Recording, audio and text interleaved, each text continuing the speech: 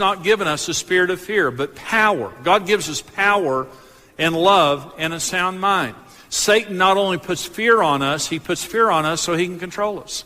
Hebrews chapter 2. Inasmuch then as the children, that's us, have partaken of flesh and blood, being human, as Jesus likewise shared in the same, that through death he might destroy him who had the power of death, that is, the devil, and release those who through the fear of death were all their lifetime subject to bondage. Jesus died on the cross so he could defeat Satan and take back the power over death.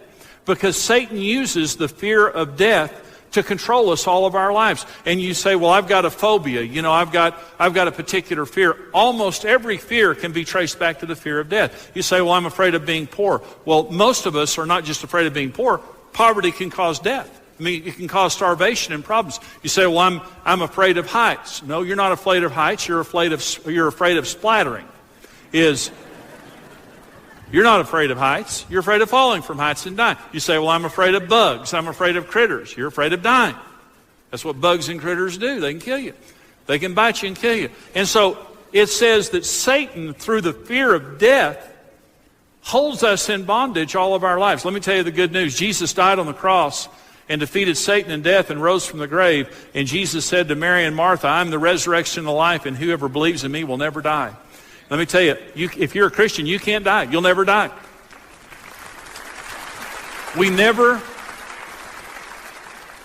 I will never experience death. And I'm not saying that my body one day won't wear out and die. I'm saying the minute my eyes close here, they open there. The minute I stop breathing here, I start breathing there. The minute that my senses dull here, they come alive there. I will never die. I am a Christian. Jesus defeated death for my behalf. I don't have to live in fear. If I live here, I live for him. If I die, that's even better. It's a win-win deal for a believer. But people who fear death and they don't understand what Jesus has done, they live under Satan's control. And so Jesus was under this fear so he could relate to us.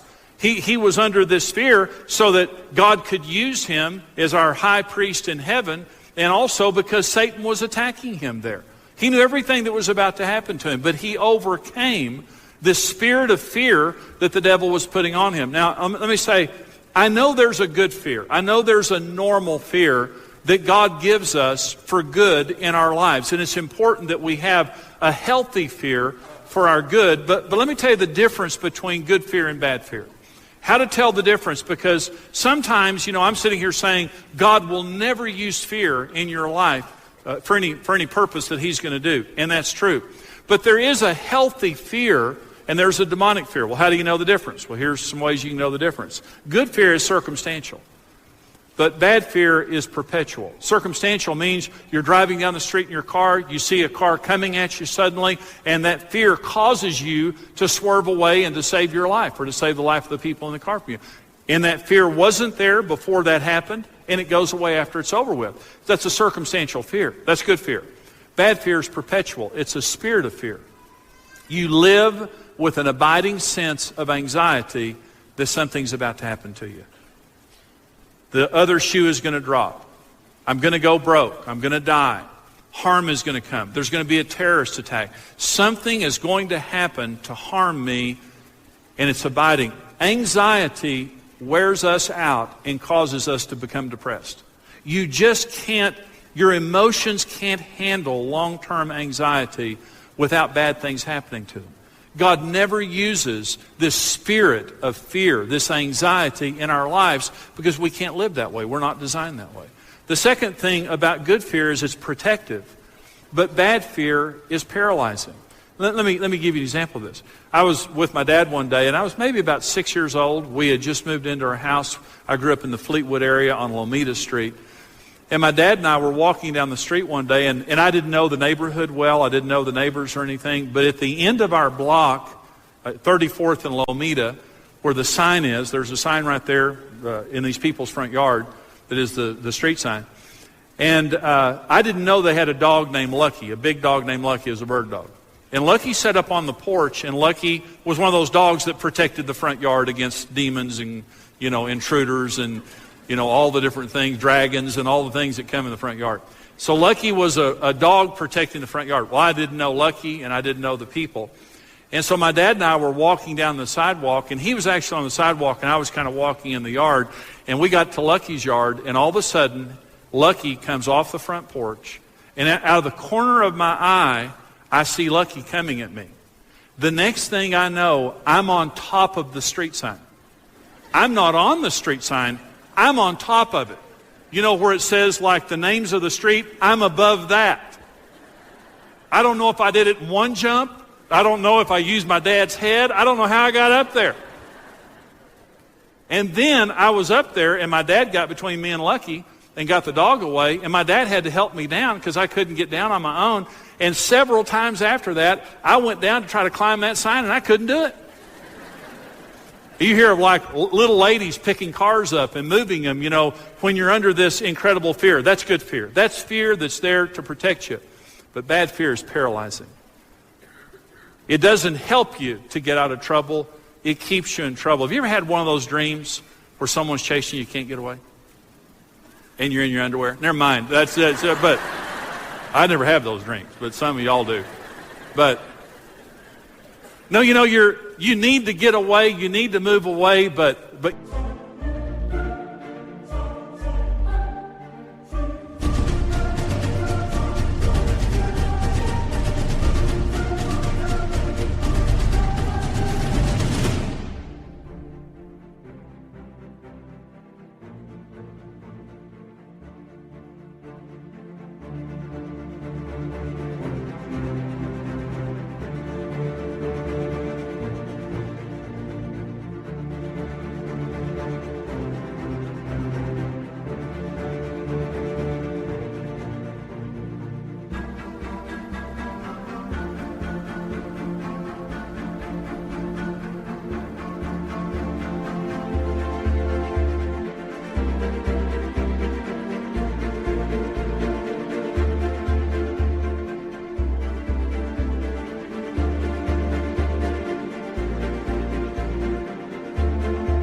you just can't. That's demonic fear that's there to paralyze you and keep you from doing good.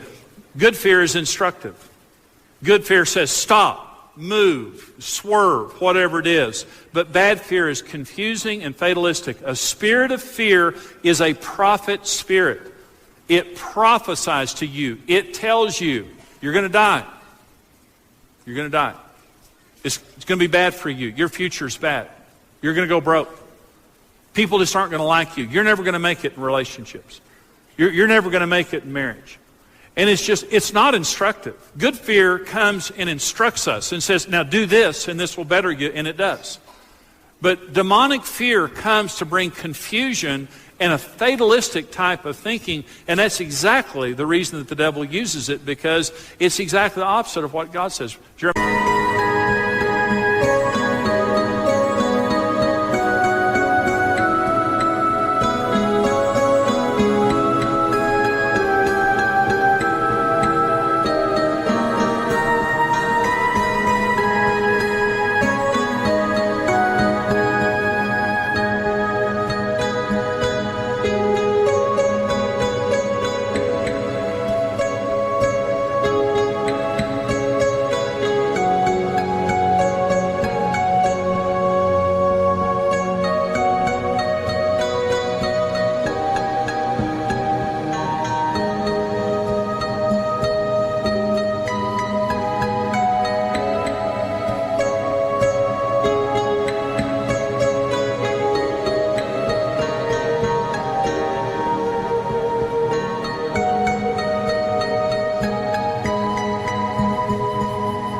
29:11, I know the thoughts that I have toward you, says the Lord. Thoughts of peace and not of...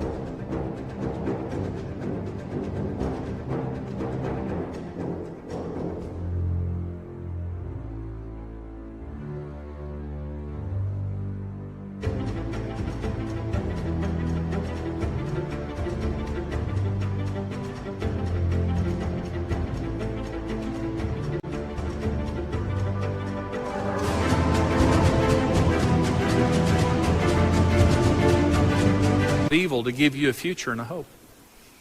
I know that God has a good plan for your future, and He will never prophesy gloom and doom over you to control your life. Only the devil does those kinds of things. And so this kind of a fear that the devil uses, the last one here is the good fear is empowering. It empowers us to live our lives safely, but bad fear is enslaving. Satan uses fear. He tried to use fear in the Garden of Gethsemane to get Jesus to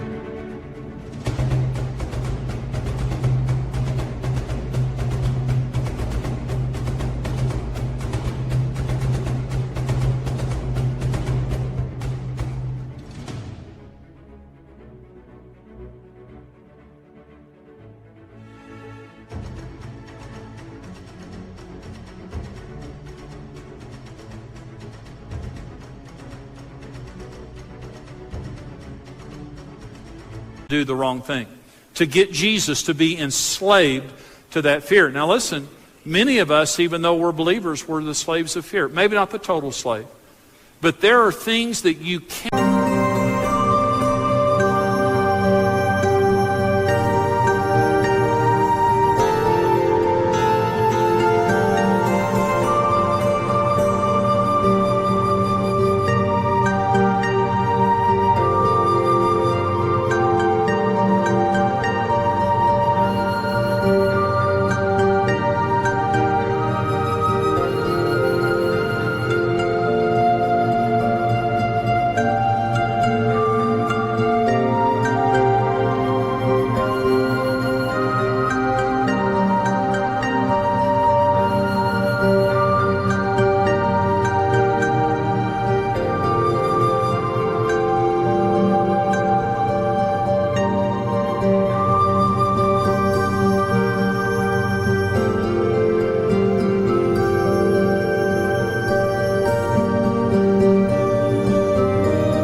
Do that God wants you to do, because the spirit of fear is telling you that you can't do those things. Let me say one other thing before I talk about how to overcome fear.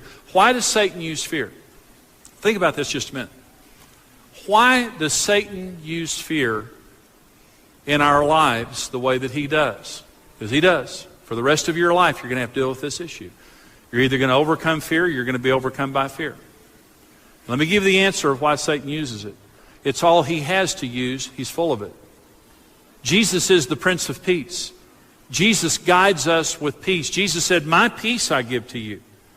Not as the world gives, I give you my peace." Colossians 3 says, "Let the peace of Christ rule your hearts."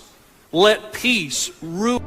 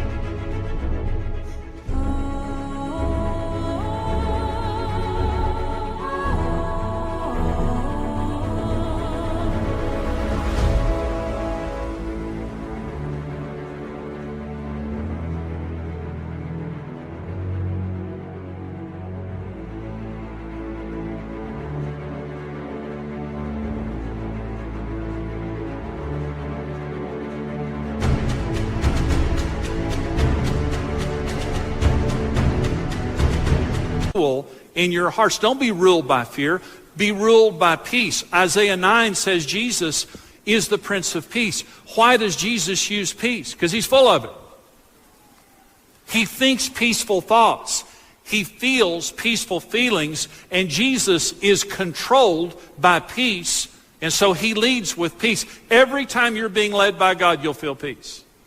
But as much as you know God's presence by peace, you know Satan's presence by fear. It is his presence. Satan is a defeated foe on his way to hell. He knows he's defeated. He knows he's on his way to hell. Colossians 2 says when Jesus defeated him, he made a public spectacle of him in the heavenlies. When Jesus was resurrected, he grabbed Satan by the scruff of his neck and every demon in hell and paraded them through the heavenlies and said, this is a loser here. He's been sentenced to hell. He made a public display of Satan. Satan is full of fear because he knows